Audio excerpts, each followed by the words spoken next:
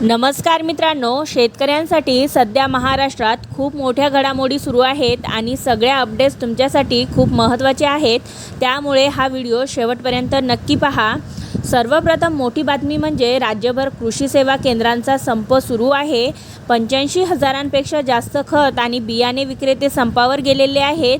त्यामुळे शेतकऱ्यांना खते आणि बियाणे मिळण्यात अडचणी येत आहेत। मित्रांनो, खरीप हंगाम जवळ येत असताना ही खूप गंभीर परिस्थिती आहे।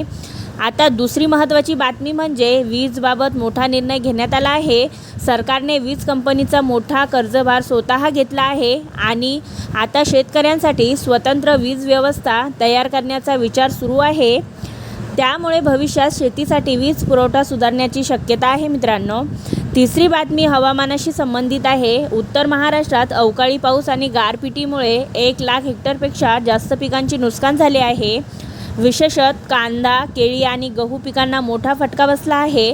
त्यामुळे अनेक शेतकरी आर्थिक अडचणीत आलेले आहेत। मित्रांनो, चौथी महत्त्वाची सूचना म्हणजे पुढील काही दिवस हवामान अस्थिर राहणार आहे।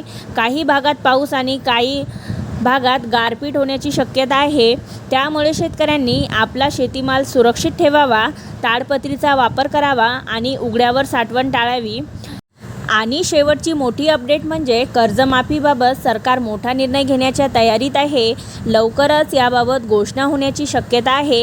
त्यामुळे शेतकऱ्यांनी या अपडेटकडे लक्ष ठेवणे गरजेचे आहे।